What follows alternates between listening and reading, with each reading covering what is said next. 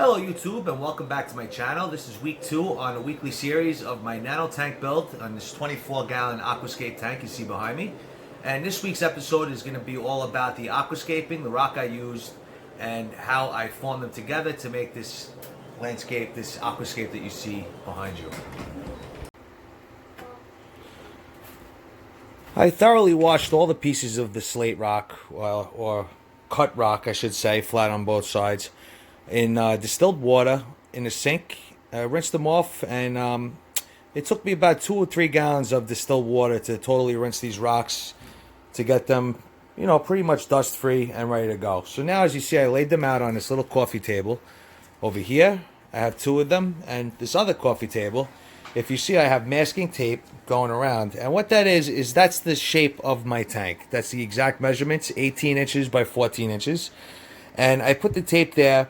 So as I form the rock and I start to use the epoxy and put it together, I know that it's not too big or too small for the area I'm looking to cover. So let's get started. So this is playing in, I think, 80 times the normal speed. It took about a half hour to do this all together. I used super glue to initially bond the rocks, which just hold them together for about 15 seconds, and then I used Gorilla Glue, which is a 2-hour set time to reinforce everything. And you'll see the final product right here. And this is what we came up with right here. So that's the footprint of the tank right there. And that's, I'm meaning the masking tape, obviously. And this is the structure. It's got a lot of overhangs. Looks really nice. It looks pretty small, and it doesn't look like much because it's obviously barren, dry outside of the tank, and just a piece of chunk of white rock right now. But the way I designed it was that I'm going to have a lot of flow in this tank. I didn't want there to be any dead spots, so it sits dead center. It's away from all the glass, and it looks good. So right now I have it sitting here in front of this little space heater. And the most important thing when it comes to anything with Reef is do not rush. People do it anyway, and that's when you run into problems. But the whole point of this series is to show you the proper steps in order to avoid those problems. So even though I could pick this up right now, which I'm not going to, I'm going to let this cure for a full 24 hours before I put it in a tank.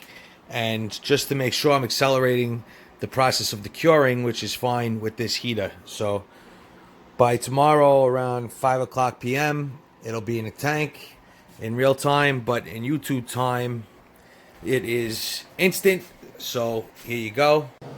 And here you have it. This is what it came out to. So now, as you've seen on the table, it looks a little bit different than what you see here, and that's because that big rock that I made is actually flipped over. It's inverted to what it was on the table. It just looked more natural to me. Not that there's anything natural about these ledges, but it just looked better to me, and it was more aesthetically pleasing to the eye. So I came up with this structure as you see here, and this is not by accident that I built this.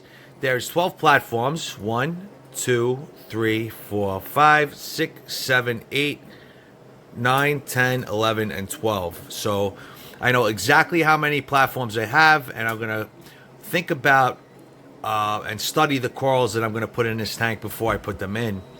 And should make for a nice, beautiful reef when it's filled out and they start to grow in. So there you have it. That's the process I used to build this aquascape. I'm very happy with it. And now the next step is I am going to get the tank monitoring system. I'm going to be setting that up in the middle of next week. And next week's episode will be all about setting up the tank monitoring for the system before we biologically seed it and get going with the cycle. So stay tuned for next week's episode. As always, thank you very much for watching, and hopefully I see you guys subscribe and like this video. See you soon.